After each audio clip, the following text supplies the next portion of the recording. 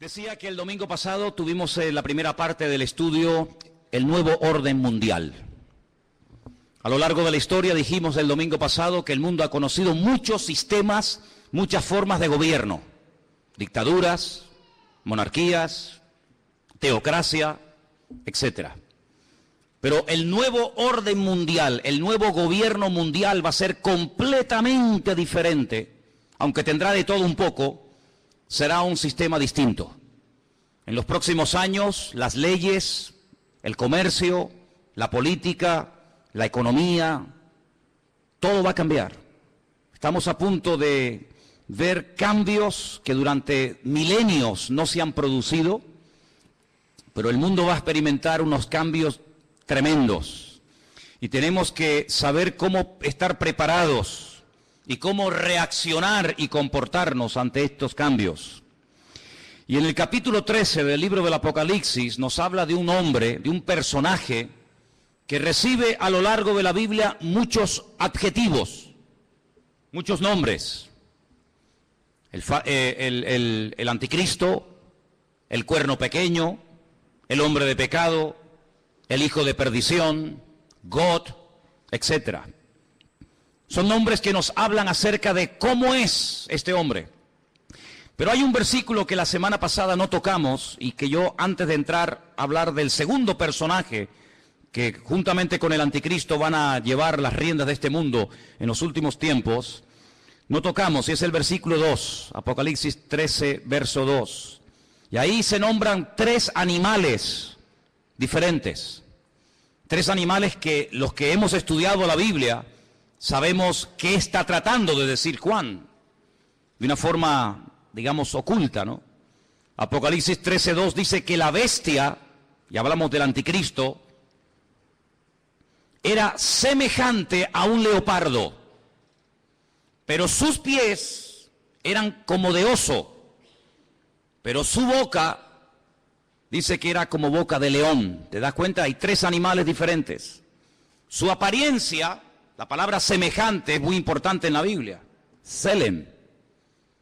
Cuando tenemos una fotografía, tenemos una imagen de una persona real, de una persona que existe, pero tenemos una fotografía, una imagen para que te hagas una idea de cómo es esa persona.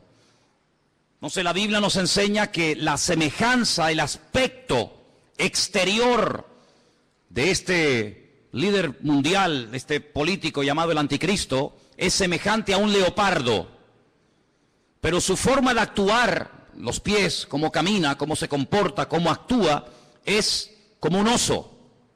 Pero cuando habla, cuando da a conocer su mensaje, dice que es como un león.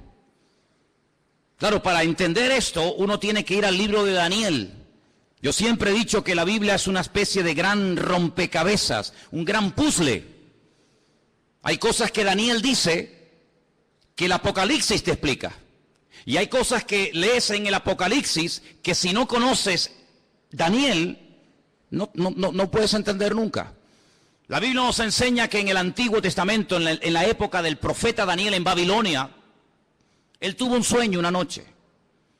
Y él dice que vio 4 animales que le llamaron tremendamente la atención. Dice que él vio a un león con alas. Dice que vio a un oso que estaba apoyado sobre una pata más que de otra. Luego ve a un leopardo que tiene 4 cabezas y ve a una bestia, que fue la que más le llamó la atención a Daniel. Gracias al Señor, ese sueño el Señor se lo interpretó y le dijo lo que significa. Por eso no tenemos que inventarnos nada. Simplemente ir a la Biblia y ver qué explicación le dio el Señor a Daniel sobre ese animal, esos animales. Y le dijo, mira, el león es Babilonia. Amén. El león es el imperio que en este momento tú conoces y gobierna toda la tierra, Babilonia. Ese imperio caería, ese imperio desaparecería con el paso del tiempo. Y se levantaría otro imperio, que era el imperio de los medos persas, que está tipificado o representado por el oso. Los medos persas también caerían. desaparecerían de la escena mundial y se levantaría un tercer imperio tremendamente poderoso, el imperio de Alejandro Magno, los griegos, representado con un leopardo de 4 cabezas.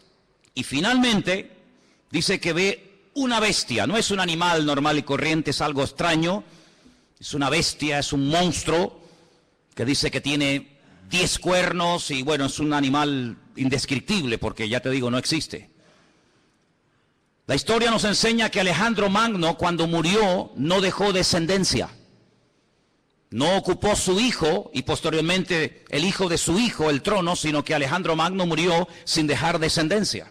Algunos dicen que era homosexual y que nunca se casó y tuvo hijos. Su imperio, que era un imperio enorme, que se extendió por todas partes del mundo conocido, cuando él muere, se divide en 4 pedazos. Y 4 de sus generales más conocidos, Casandro, Lisimaco, Teleuco y Ptolomeo, se apoderaron de lo que antiguamente fue un solo reino, pero que ahora son 4. Y cada uno toma posesión de uno de estos pedazos. Así que sabemos que el león es Babilonia, el oso son los persas o los iraníes, y el leopardo era Grecia. ¿Y qué es lo que está diciendo el Señor a Juan en Apocalipsis capítulo 3?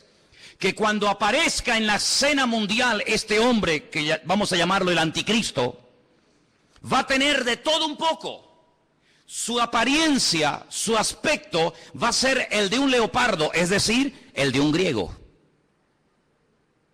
Cuando él se mueve, se comporta, toma decisiones, se actúa, dice que actuará como un oso, es decir, como un persa. Pero dice que cuando abre la boca y hable, se va a comportar como un león, como un babilónico. Claro, hay que ir a la historia y analizar y estudiar cómo eran esos pueblos. Porque aunque eran todos imperios terribles y paganos y idólatras y despiadados, hay características de unos que otros no tienen. Por ejemplo, los griegos le dieron mucha importancia al aspecto físico, al hedonismo, al vivir bien, al pegarte la gran vida. Pero cuidado, no eran ateos. Los griegos no eran ateos. Les recuerdo que cuando el apóstol Pablo fue a Grecia, a un lugar público llamado el Areópago, donde se compartían las enseñanzas, y allí estaban los filósofos de la época, el apóstol Pablo dijo: hoy paseando por vuestra ciudad, por Atenas, he observado que ustedes los atenienses sois gente muy religiosa. No eran ateos, pero eran religiosos. Dice que al apóstol Pablo le llamó la atención que vio un altar donde no había ninguna imagen, pero había una inscripción que decía: al Dios no conocido. Es decir, por si acaso nos hemos olvidado de reverenciar o de adorar a un Dios que no sabemos cómo es, le ponemos una inscripción para que no se sienta ofendido. Luego, una de las características de los griegos era que le daban mucha importancia a la cultura, a la filosofía, a los deportes. Ellos fueron los inventores, los creadores de las Olimpiadas. Ellos le daban mucha importancia al aspecto físico. Llenaron toda Jerusalén y el mundo conocido de antaño de gimnasios. Le daban mucha importancia al culturismo, al aspecto físico. Pero también eran personas que tenían grandes problemas con la lujuria. La mayoría de ellos eran bisexuales, le gustaban tanto los hombres como las mujeres. Eran personas que no tenían ningún tipo de escrúpulos, eran personas que no tenían ningún tipo de moral, eran personas que le daban rienda suelta a cualquier impulso de la carne, con tal de que te sientas bien, lo puedes hacer. ¿Quieres ser homosexual y eso te hace sentir bien? Adelante. ¿Quieres ser cualquier otra cosa? Adelante. En otras palabras, no te reprimas. No tengas ningún recato, ningún principio moral o espiritual, sino rienda suelta a los impulsos. El anticristo será así. El anticristo no será un ateo, pero será una persona, un libertino, una persona que le dará igual lo que sea, con tal de que la gente se sienta contenta y feliz. Por eso dice que su aspecto, su forma de ser, es como la de un griego, una persona que le da lugar a la carne, al hedonismo. Pero dice que cuando actúa como un oso, como un persa. Y hermano, es interesante notar porque el imperio persa siempre tuvo algo muy interesante entre ellos, y es que siempre tenían una intención de expandir su territorio. Saben que desde hace muchos años ha estado mareando la perdiz los persas, Irán, pero una de las cosas que quieren es, siempre lo han querido y lo han dicho y no lo han ocultado, es la destrucción y aniquilación total y absoluta del Estado de Israel. Israel ha amenazado en varias ocasiones a Irán porque sabe que están construyendo armamento nuclear, no con fines, digamos, científicos, sino con fines militares. Irán recientemente dijo, si somos atacados por Israel, tenemos en este momento 80.000 misiles apuntando a la ciudad de Jerusalén y la destruiremos en cuestión de minutos, es lo que ellos dicen. Por lo tanto, aunque aparentemente es una persona pacífica y educada y con una cultura tremenda, por otra parte, en su corazón es una persona que le gusta la guerra. Dice la Biblia, recuerden, la semana pasada cuando hablamos de este personaje, dice que él cambia de religión. Dice que al Dios de sus padres lo deja de adorar y comienza a adorar a Alá Maozín, al Dios de las fortalezas o al Dios de la guerra. Es una de las características del anticristo. No es un ateo, pero es una persona que utiliza lo espiritual, lo religioso, para fundarse en esa fuerza espiritual que da, por así decirlo, la religión, y emprender guerras. Todos sabemos que muchas guerras se han emprendido, y las que faltan, en nombre de Dios o en nombre de la religión. Los protestantes han matado gente, los católicos han matado a gente. No hay ni una sola religión que no esté manchada de sangre. Todos han utilizado el nombre de Dios. Cuando la famosa guerra del Golfo, veíamos a Saddam Hussein orando para recibir fuerzas para atacar a los americanos y vencerlos, pero también veíamos en las iglesias de Norteamérica orando a los creyentes para que los soldados norteamericanos no murieran, y vemos que se mezcla todo, lo político, lo religioso, lo espiritual. Así será el anticristo, un sincretismo, una mezcla de todo, una mala utilización del nombre de Dios, utilizando a Dios para beneficios personales. Pero dice que cuando él habla como un león, es decir, será un ser arrogante. Los babilónicos, si algo tenían que les caracterizaba, era la arrogancia, la soberbia. Se creían que eran los amos, los dueños del mundo. Así será este personaje. Pero este personaje del cual hablamos la semana pasada, que es la primera bestia, la que sube del mar entre las naciones, de los pueblos, entre los gobiernos, tendrá el apoyo total y absoluto de otra bestia que vamos a ver sus características. Apocalipsis capítulo 13, versículo 11. Y fíjese en esta palabra. Después vi otra, no es la misma, es otra bestia que subía de la tierra. La primera bestia subía del mar, la segunda sube de la tierra. Tenía 2 cuernos semejantes a los de un cordero, pero cuando hablaba como un dragón. Jesús dijo en cierta ocasión que de la abundancia del corazón habla la boca. ¿Cuántos dicen amén? Su aspecto es un cordero, pero en cuanto abre la boca sale toda la basura que tiene dentro y se da a conocer lo que realmente lleva: maldad y muerte por todas partes. Dice que ejerce toda la autoridad de la primera bestia en presencia de ella. Hace que la tierra y los moradores de ella adoren a la primera bestia, cuya herida mortal fue sanada. Versículo 13. También hace grandes señales, de tal manera que aún hace descender fuego del cielo a la tierra delante de los hombres. Versículo 14. Engaña a los moradores de la tierra con las señales que se le ha permitido hacer en presencia de la bestia, mandando a los moradores de la tierra que le hagan imagen a la bestia que tiene la espada, la herida de espada, y vivió. Se le permitió infundir aliento a la imagen de la bestia para que la imagen hablase e hiciese matar a todo el que no la adorase. Verso 16. Hacía que a todos, pequeños y grandes, ricos y pobres, libres y esclavos, se les pusiese una marca en la mano derecha o en la frente. y que ninguno pudiese comprar ni vender sino el que tuviese la marca, o el nombre de la bestia, o el número de su nombre. Dice, aquí hay sabiduría. El que tiene entendimiento, dice, el que tiene entendimiento cuente el número de la bestia, pues es un número de hombre, y su número es 666. Es decir, que en los últimos tiempos surgirá un nuevo orden mundial. El mundo no será como lo hemos visto hasta el día de hoy, donde cada uno hace lo que le da la gana y cada uno gobierna. No. En los últimos tiempos habrá un nuevo orden mundial dirigido y capitaneado por un presidente mundial que tendrá una fuerza militar, económica y política increíble. Y a este personaje se le conoce vulgarmente con el nombre del anticristo, el que se opone a Cristo, el que quiere suplantar la figura de Cristo. Pero tendrá a una persona que la Biblia lo llama, fíjense qué curioso, falso profeta. Si analizamos toda la Biblia, vemos que la figura de los profetas era algo muy importante. La Biblia está llena de verdaderos y auténticos profetas. Daniel, Jeremías, Isaías, Habacuc, Sofonías, Malaquías, cientos de buenos profetas. ¿Qué era un profeta?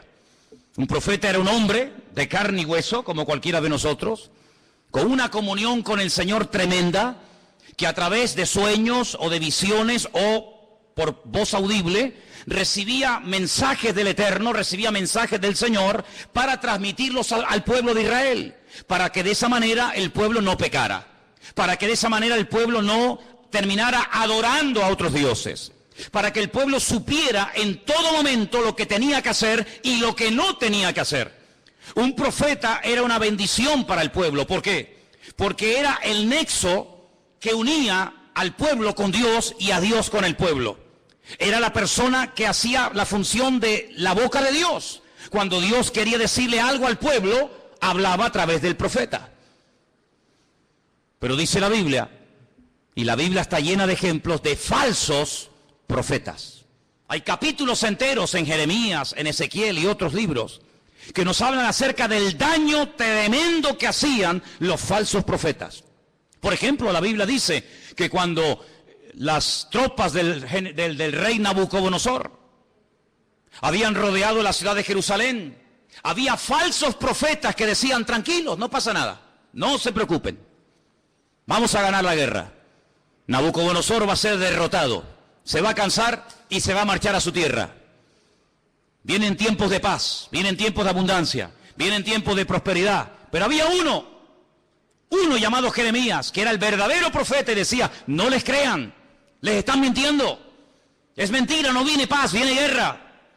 El enemigo no se va a ir, nos va a destruir, nos va a destruir la ciudad, nos va a quemar el templo, va a matar a nuestros jóvenes. Siempre hubieron falsos profetas que engañaban al pueblo. Siempre había falsos profetas que venían supuestamente en nombre de Dios. Y la gente, lógicamente, en muchas ocasiones, le hacía más caso y prestaba más atención a los falsos profetas que a los verdaderos profetas. ¿Por qué? Porque el falso profeta decía lo que el pueblo quería oír. El verdadero profeta muchas veces iba en contra de la voluntad del pueblo. Por eso a la mayoría de los profetas los terminaban matando. ¿No dijo el Señor, Jerusalén, Jerusalén, que matas a los profetas y apedreas a los que yo te envío? ¿Cuántas veces quise juntar a mis hijos como la gallina junta sus polluelos y no quisisteis? La ciudad de Jerusalén pasó a la historia como una ciudad que mataba a los profetas. Porque los profetas confrontaban, los profetas hablaban claro, los profetas no eran aplaudidos, eran gente odiada. Era gente que muchas veces tenía que vivir totalmente dependiendo del Señor porque los querían matar, los querían torturar y querían taparles la boca a cualquier precio.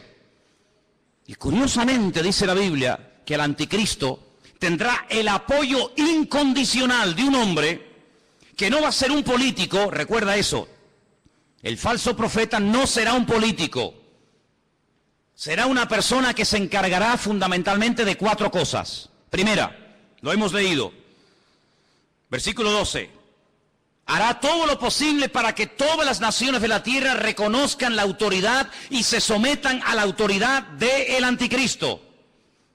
Es decir, no atrae la gente hacia sí mismo, sino que atrae la gente hacia el anticristo.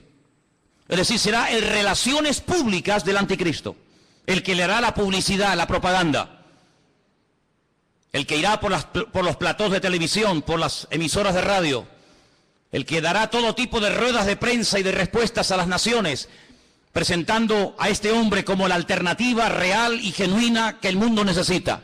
Les puedo asegurar que será conocido en todas partes de la tierra. Un hombre carismático, un hombre que sabrá llevarse bien con los árabes, con los judíos, con los musulmanes, con los católicos, con los evangélicos, con los ateos, con todo el mundo.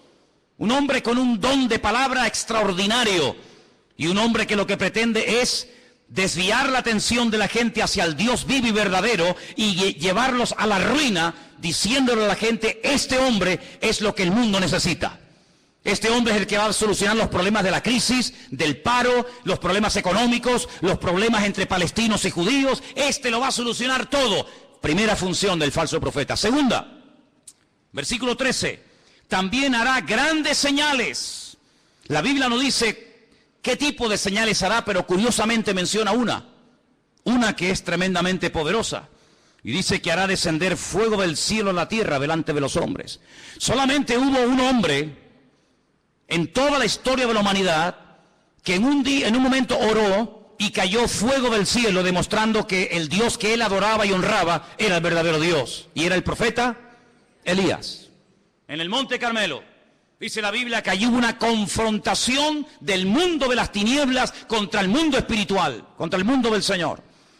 Y el profeta Elías dijo, la respuesta no tiene que ser a través de un sueño, la respuesta no será a través de una visión, a través de un ángel, sino la respuesta tiene que ser algo contundente y visible a kilómetros. Y allí en lo alto de ese monte en el que hemos estado en cantidad de ocasiones, desde donde se tiene una perspectiva de una zona geográfica muy grande de Israel, allí él oró y dice que descendió fuego del cielo y 400 profetas falsos de Baal fueron degollados en aquel día. Nunca más nadie ha hecho eso. Bueno, perdón, una vez unos hermanos en el Nuevo Testamento, cuando fueron a entrar a una ciudad a evangelizarla, a hablar del Señor y no los quisieron oír, le dijeron al Señor, Señor, ¿nos das permiso para que oremos y caiga fuego del cielo y los destruya a todos? Y el Señor les dijo, no, queridos, yo no he venido a eso. Monarjes, hijos del trueno, no les dio autorización para que oraran, para que cayera fuego del cielo. Pero en los últimos tiempos habrá un hombre que por un poder satánico, por una unción falsa, pero poderosa al fin y al cabo, dice que tendrá la capacidad de sorprender a las naciones haciendo caer fuego del cielo. Será una de las muchas señales que este hombre haga. Así que primero intenta llevar a la gente al anticristo. Segundo, hará grandes señales. Tercero, versículo 14.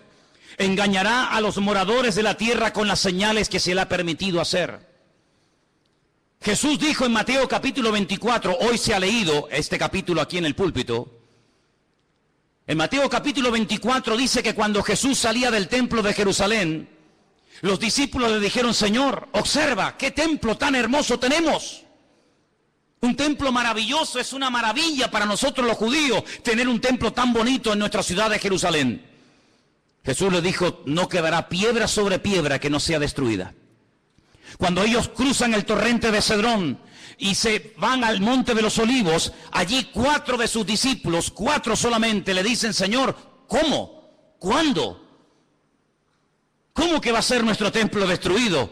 Dinos, ¿qué señal habrá de tu venida y del fin del siglo? Y el Señor les da un mensaje tremendo que les animo a que lo vuelvan a leer en casa. Mateo 24, también lo tienen en Lucas 21. Y una de las cosas que repite reiteradamente el Señor es esta: mirad que nadie os engañe. ¿Cuántos dicen amén? Que nadie os engañe. Y curiosamente dice, porque vendrán falsos cristos. ¿Qué significa la palabra Cristo? Tanto que la utilizamos los cristianos, tenemos que saber lo que significa, ¿no? Viene de la palabra hebrea Mashiach, que significa ungido. Vendrán muchos falsos ungidos. Eso es lo que está diciendo. No solamente personas que dirán, que yo soy el Mesías, sino vendrán vividores, farsantes, Personas que utilizando el púlpito de las congregaciones, personas que utilizando medios de comunicación como la radio, la televisión, etcétera, engañarán a muchísimas personas utilizando tal vez la manipulación, utilizando tal vez los problemas físicos, emocionales o espirituales de la gente. Dice, y a muchos engañarán. Pero el Señor dice, mirad que nadie os engañe, porque no solamente vendrán falsos ungidos, sino también dice falsos profetas. ¿Qué es un profeta? Un profeta es un predicador, ¿sí o no? Es uno que predica, es uno que proclama un mensaje, en este caso un mensaje bíblico, un mensaje de Dios. Dice, pues vendrán falsos predicadores. Y usted dice, pero hermano, ¿sabes lo que estás diciendo? Totalmente. Y ya han comenzado a proliferar por todas partes del mundo falsos predicadores, falsos evangelistas, falsos maestros, falsos profetas, que incluso a veces con milagros o con señales llegan a seducir y a engañar a la gente. Y no es algo nuevo, lo estamos viendo de hace 10 años a esta parte, en todas partes del mundo. Pero en los últimos tiempos habrá una persona que será el máximo exponente del engaño y de la mentira, que la Biblia lo llama el falso profeta. ¿Y qué podemos hacer los cristianos? ¿Tenemos la obligación de creer todo lo que los pastores dicen? ¿Tenemos la obligación de creer todo lo que la gente predica en un púlpito? Rotundamente no. La Biblia nos enseña que cuando una persona proclama el Evangelio, y más cuando una persona se llama o se autodenomina profeta, la congregación, la audiencia, el pueblo que escucha el mensaje, tiene que filtrar, tiene que analizar, tiene que escudriñar si lo que este hombre está diciendo es palabra de Dios o es falso. No se puede decir amén a cualquier enseñanza, hermanos. Yo soy vuestro pastor hace 14 años en esta iglesia. Pero el día que yo me aparte del Evangelio, el día que yo me aparte de la verdad, el día que yo les enseñe algo falso, no me crean, no vengan más a este lugar. Porque la Biblia nos enseña que la oveja tiene la obligación de rumiar la comida antes de tragársela. ¿No hablamos hace poco de una de las características de las ovejas? ¿Sí o no? ¿Y cuál es una de las características de la oveja? Que es un animal rumiante. ¿Y qué es un rumiante? Un animal que primero mastica, mueve la comida, la saborea, la prueba, y luego después de haberla masticado bien, se la traga. Y esa es una de las características que tenía que tener un animal limpio para poder ser ingerido. El Señor dijo que tenga pezuña y que sea rumiante. Y el Señor quiere que tú seas, permíteme la palabra, un rumiante. Una persona que diga, un momento, te he oído, he prestado atención, he tomado buena nota. Perfecto. Déjame analizar a través de las Escrituras si lo que tú hoy nos has enseñado, si la palabra que nos has traído es bíblica o es mentira y es falsa. Dice la Biblia que cuando Pablo fue a la ciudad de Berea, ¿os acordáis?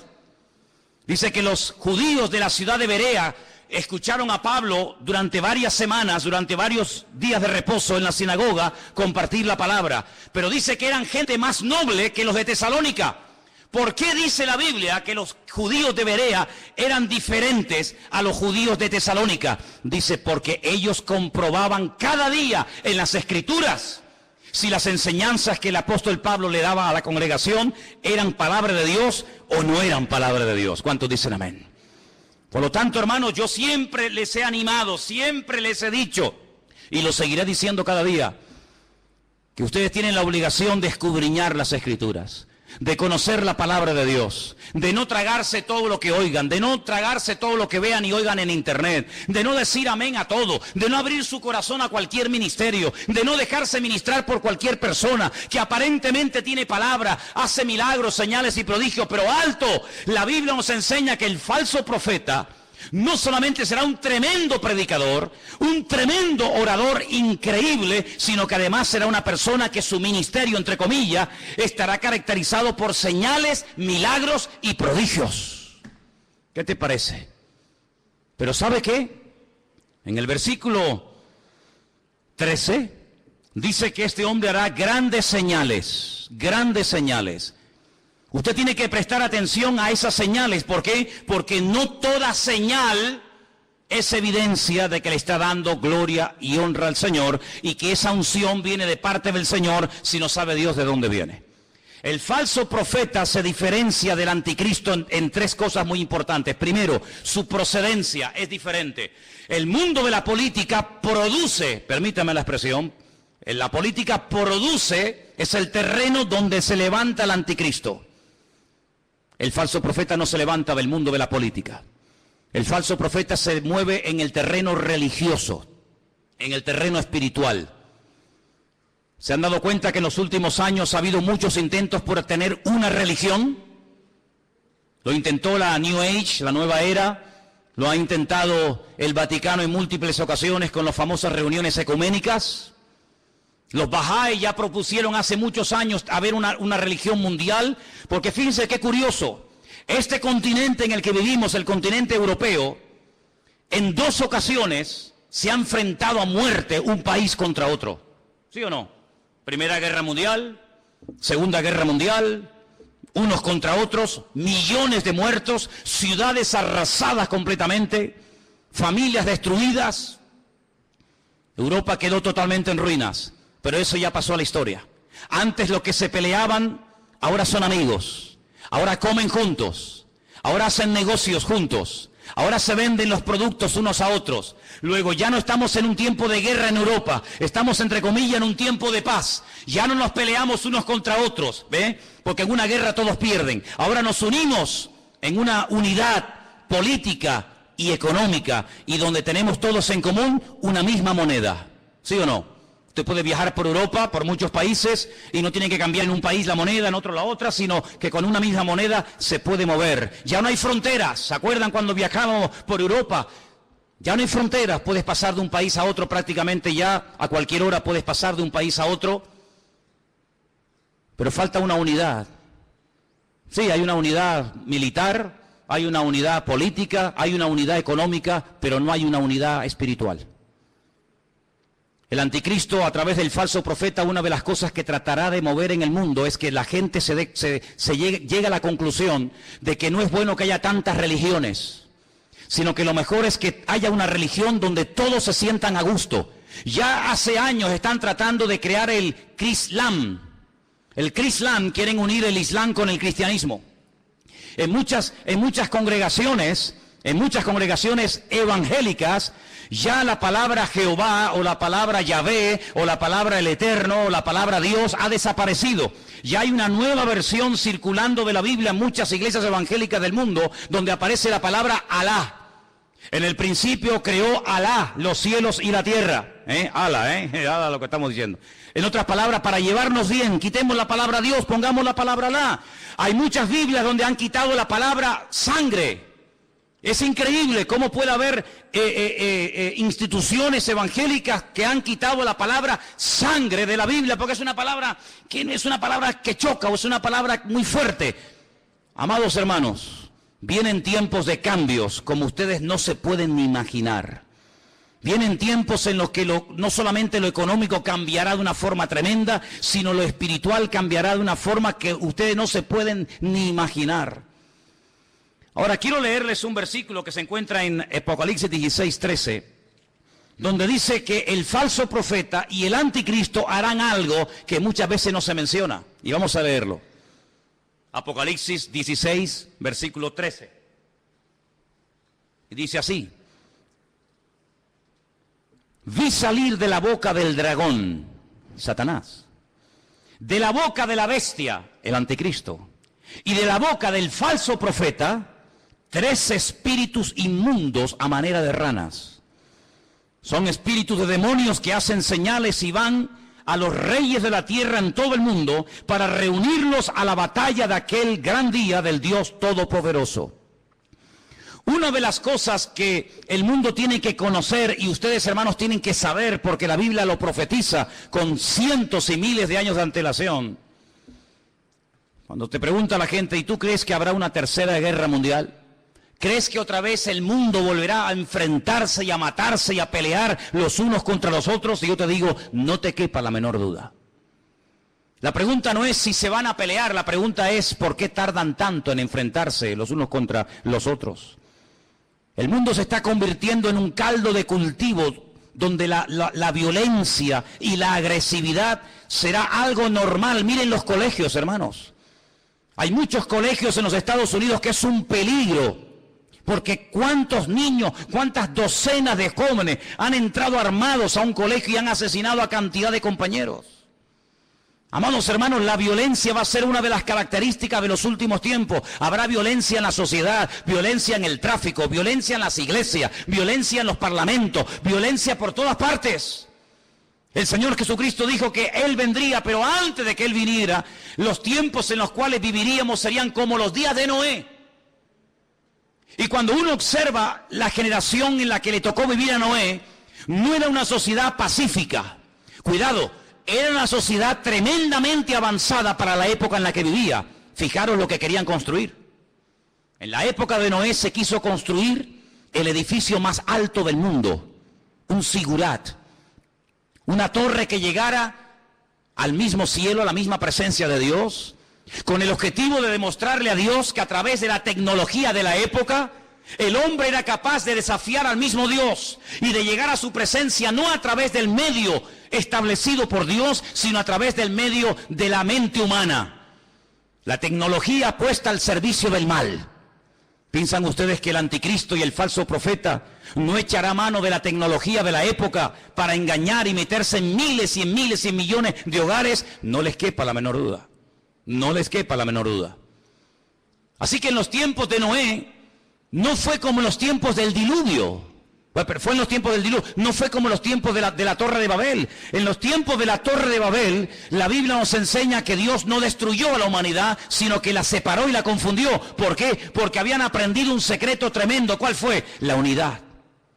Se unieron para lo malo. Sin embargo, en el tiempo del diluvio, se mataban los unos a los otros.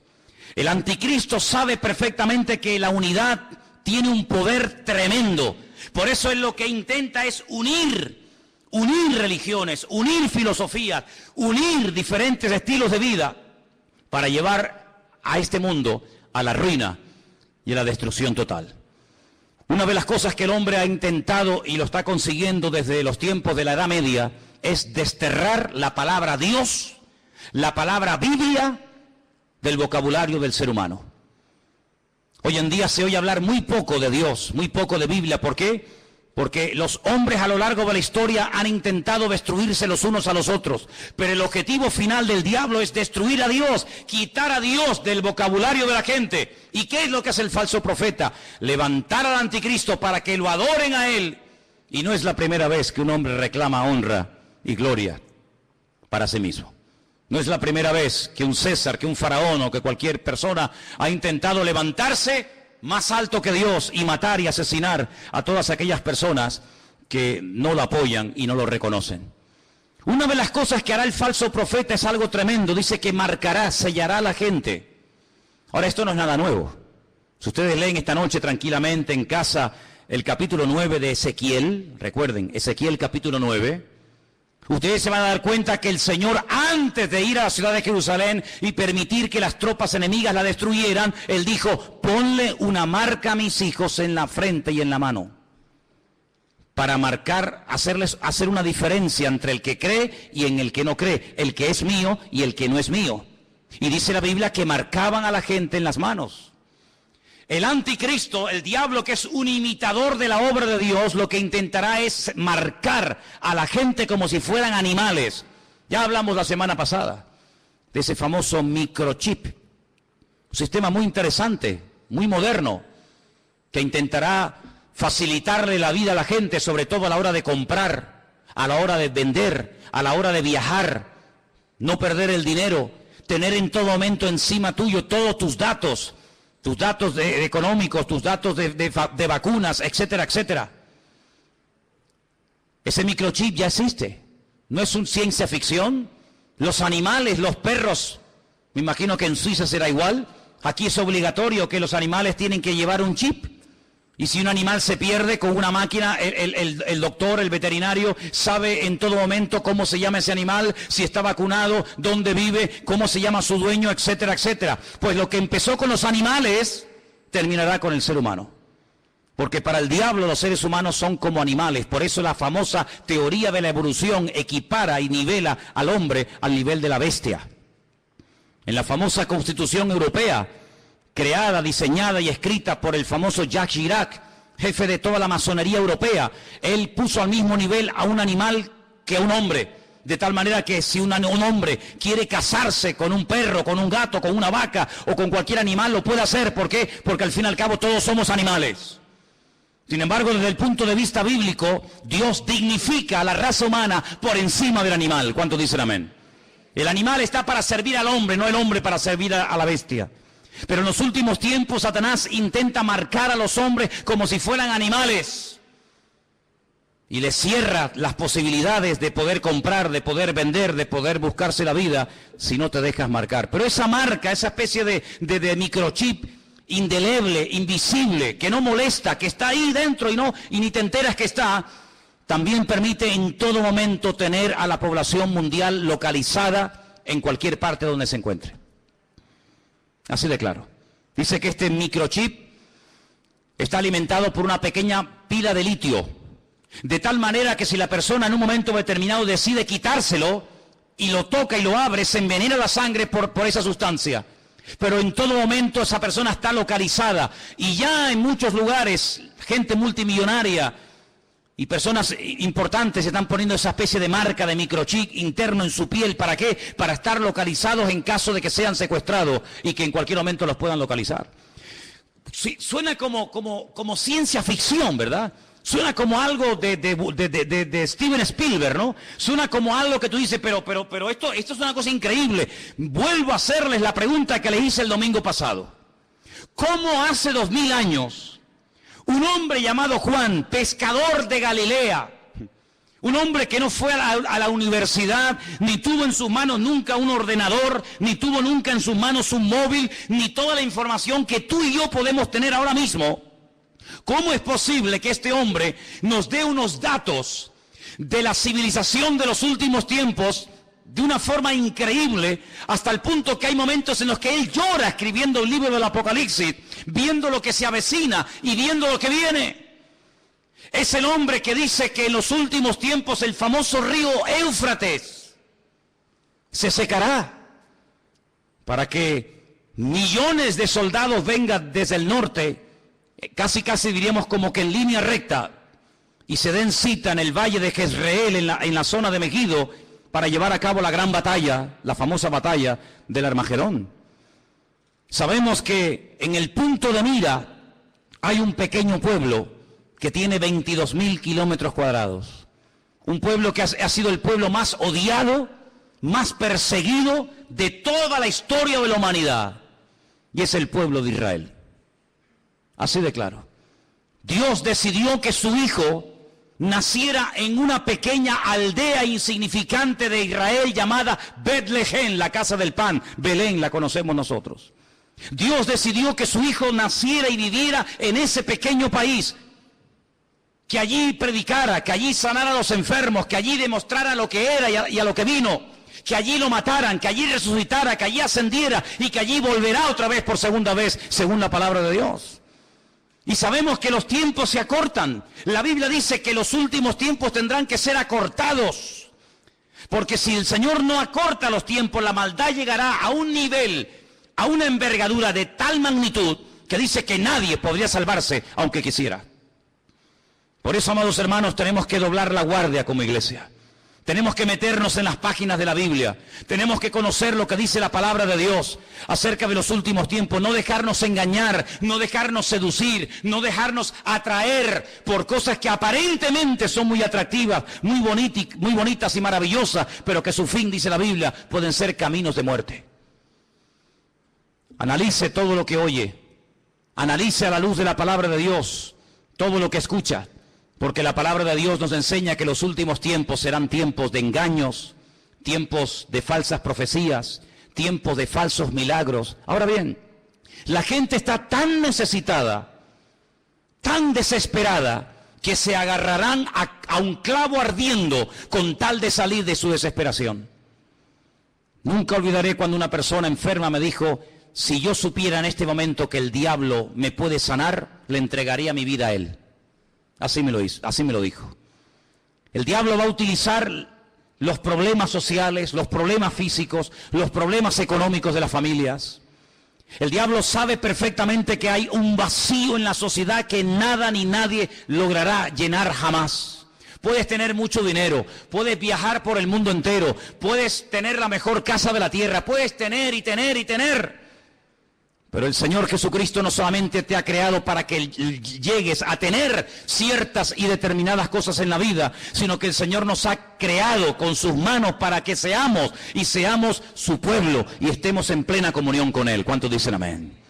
Por eso, amados hermanos, cuando ustedes escuchen a alguien, cuando ustedes oigan a alguien, cuando ustedes observen a alguien, háganse la siguiente pregunta: ¿a quién está levantando este hombre? ¿A quién intenta glorificar? ¿Hacia quién intenta desviar la atención? ¿Hacia él mismo? ¿O lo que intenta esta persona es levantar en alto el nombre que es sobre todo nombre, el nombre de Jesús, para que la gente adore al Rey de Reyes y al Señor de los Señores? Esa es una de las características de un verdadero hombre de Dios y de un verdadero cristiano y cristiana. Una persona que no intenta llamar la atención sobre sí mismo, sino que emplea su testimonio, su antigua vida, sus malos hábitos, etcétera, etcétera, para que la gente reconozca que el cambio se ha producido, no porque se le ha propuesto, no porque tuvo una fuerza de voluntad increíble, sino porque hubo un Dios todopoderoso que le transformó, que lo cambió y que lo llenó y que hoy le da la gloria a ese Dios. ¿Cuántos dicen amén? Así que, amados hermanos, el falso profeta, qué interesante. Hay iglesias que se llaman, y no tengo nada en contra de ese nombre, pero iglesias que han decidido llamarse Iglesia de la Profecía.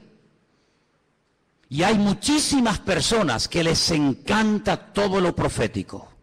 He ido incluso a algunas reuniones, he ido a algunas convenciones, no muchas, pero alguna vez he escuchado personas que cuando van a un evento, a una conferencia, a un culto especial, lo que te dicen es: he venido aquí porque este hombre o esta hermana o esta mujer tiene profecías y tiene palabras para mí. Y la gente hace cola y espera horas para que vaya una persona y le imponga las manos y algo con voz bajita, la mayoría de las veces le susurre al oído y le diga que va a ser y que va a tener y que va a ser prosperado y que va a ser bendecido. Y la gente agarra esa palabra como si fuera una palabra de Dios, cuando la única palabra de Dios que tenemos es esta, que tenemos en nuestras manos. ¿Cuántos dicen amén? Si usted busca palabras, si usted busca consejos, si usted busca algo que le oriente para saber si me caso o no me caso, si me voy o me quedo, si compro o no compro, es la bendita palabra de Dios. Dice el salmista: lámpara es a mis pies tu palabra y lumbrera mi camino. No busques en los hombres lo que solamente en Dios puedes encontrar. Si buscas palabra, métete en tu aposento, dice la Biblia, cierra tu puerta. Y tu Padre que te ve en lo secreto, dice, te recompensará en público. Pero qué fácil es ir a una persona para que nos diga esa persona, supuestamente en nombre de Dios, lo que yo tengo que hacer. Cuidado, porque la Biblia dice que en los últimos tiempos el don de la profecía será mal usado para engañar y para seducir a las almas inconstantes. Claro que creemos en las profecías. No menosprecéis las profecías, dice la Biblia, pero las profecías de la Biblia, no las profecías inventadas, no el producto de la imaginación. ¿Saben lo que decía Jeremías al pueblo? Ustedes, Dios no los ha enviado a ustedes, ustedes profetizan y tienen el descaro y la desfachatez de esperar que lo que han profetizado se cumpla cuando saben que Dios no está hablando a través de vuestras bocas. Amados hermanos, maldito el hombre que confía en el hombre, pero bienaventurado el hombre que confía en el Señor. ¿Cuántos dicen amén? Vienen tiempos difíciles, vienen tiempos de cambios, vienen tiempos donde vamos a ver cosas muy raras, muy extrañas. Ya hay iglesias en el mundo para homosexuales, no sé si lo sabían. Iglesias evangélicas gay, ya están por el mundo, por todas partes. Iglesias donde ya no se habla de la sangre de Cristo ni la muerte del Señor. Iglesias donde todo vale. Iglesias donde te puedes casar, separar, divorciar, estar con este, estar con la otra, estar con él, ahora me caso, ahora me divorcio y no pasa nada. Dios es un Dios de amor. Vamos a ver cosas muy extrañas en los últimos tiempos. Pero recuerda algo, Dios es santo. y quiere que tú y yo también seamos santos. Huye de todo lugar donde te lo pongan fácil, escúchame bien. Huye de todo lugar donde te lo pongan fácil para que no te ofendas. Lo políticamente correcto, sabes que es una expresión que se usa mucho hoy en día, ¿no? Lo políticamente correcto, no lo digas tan duro para que no se ofendan, no lo digas tan contundente para que no... Huye de los lugares donde todo te lo ponen bonito y fácil. El Señor no viene a agradarnos los oídos, sin confrontación no hay cambio. Y la palabra de Dios viene para sacudirnos y para que le busquemos a Él en espíritu y en verdad. Y si el Señor tiene que sacudirnos en esta tarde y romper esquemas religiosos de nuestra vida, y si tiene que abrirnos nuestros ojos a una realidad que viene, nos guste o no, pues bendito sea el Señor. Pero la iglesia en esta hora tiene que dar la talla. Somos la sal de la tierra, somos la luz del mundo y no podemos en este momento de la historia, hermanos, claudicar, no podemos enfriar, no podemos dar marcha atrás. Estamos, hermanos, oyendo la trompeta del Señor. Dios viene, el Señor viene pronto y quiere que su iglesia se ponga las pilas, que se levante en pie de guerra y le diga al diablo: alto, aquí estamos los hijos de Dios. Aquí todavía hay gente que vive en orden, aquí todavía existe la familia, aquí existe el perdón, aquí existe la misericordia, aquí existe la fe. ¿Por qué? Porque nosotros creemos que lo que Dios prometió en su palabra es la verdad. ¿Cuántos dicen amén? Quiero que cierres tus ojos ahí donde estás. Y recuerda las palabras del Maestro. Mirad que nadie os engañe. Mirad que nadie te engañe. Ni pastores, ni profetas, ni rabinos, ni falsos mesías, que nadie te engañe. Dice la Biblia: conoceréis la verdad, y la verdad os hará libres. Amados hermanos, si quieres ser libre, tienes que conocer la verdad, y la verdad es Jesucristo. Él es el camino, Él es la verdad y Él es la vida. La gente va a ser engañada porque buscan fuera del Señor. Si buscaran en Dios no serían engañados. Si buscaran en la palabra de Dios no serían apaleados ni heridos. El problema es cuando a veces buscamos fuera de Dios otros caminos, otras formas, y te equivocas. Si estás buscando, busca en Dios. Ven a Dios, ven a Él en esta tarde. Ríndele tu corazón. Ríndele tu vida en esta tarde al Señor. Deja que Él aclare tus dudas. Él es el verdadero. Él es el Dios vivo y verdadero y no hay otro. Gracias, Señor Jesús. Recibe toda la gloria y el reconocimiento. Dice la Biblia que el anticristo, una de las cosas que hará es negar que Cristo vino en carne. Negar que Él vino. Y toda persona que niega que Cristo vino es el anticristo, dice el apóstol Juan. Nosotros en esta tarde rechazamos a este espíritu y declaramos en el nombre de Jesús que tú viniste en carne. Y confieso y declaro públicamente que aquel Mesías que se hizo carne era el Mesías verdadero y no hay otro más que Él. Bendito seas. Ahí empieza el cambio cuando tú reconoces que el Mesías vino en carne, no de una forma espiritual, una nebulosa, una cosa extraña. No, vino en carne y hueso a dar su vida por ti. Ahí empieza el cambio. Si Él era el Mesías verdadero, quiere decir que yo lo necesito a Él. Y por eso en esta tarde le decimos: yo te necesito, Señor Jesús. Te necesitamos, Señor, en nuestra vida. Los que somos padres, las madres, los creyentes, tus hijos te necesitan hoy más que nunca, Señor. En este tiempo de engaño, en este tiempo de tantos cambios y de tanta agresividad, nosotros te decimos: tú eres nuestra paz. Tú eres nuestra calma en medio de la tormenta, Señor Jesús. Recibe la gloria, Dios mío. Recibe la honra, mi Señor. Aleluya. Si en esta tarde entre nosotros hay alguien que nunca le ha entregado su vida al Señor, yo te animo a que lo hagas hoy. Te animo a que ahí donde estás, le diga: Señor, yo me entrego a ti. Yo quiero conocerte, Jesús. Yo no te ofrezco una religión. El Señor no es religión, el Señor es una relación personal. Ahí donde estás, entrégale su vida a Jesús. Pídale perdón a Dios. Dile: perdón, Señor, perdóname. Limpia mis pecados. La iglesia no es un club donde venimos a pasar un domingo entretenidos. La iglesia no es un lugar donde venimos a conocer gente nueva, gente agradable y simpática, no. La iglesia es un hospital donde el alma, Dios la sana. Donde el hombre puede comenzar a cambiar y vivir una vida nueva. La iglesia es un centro de entrenamiento donde nuestros pensamientos, nuestra filosofía de vida cambia. Para vivir según el diseño y el propósito de Dios para mi vida. Donde yo muero y Él vive. Eso es la iglesia. No es un club. Es un lugar donde cambiamos por dentro y por fuera. Y por eso en esta tarde te pedimos, Señor, ayúdanos a cambiar, a conocerte mejor. Y guárdanos del maligno.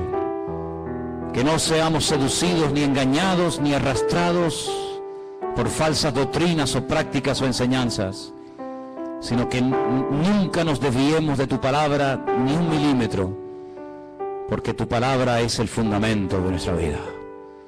Gracias, Señor, porque tu palabra un día llegó a nuestra vida y ahora estamos edificando nuestra existencia sobre la roca, sobre Cristo Jesús nuestro Señor. A ti te damos la gloria y la honra, en el bendito nombre de Jesús. Amén.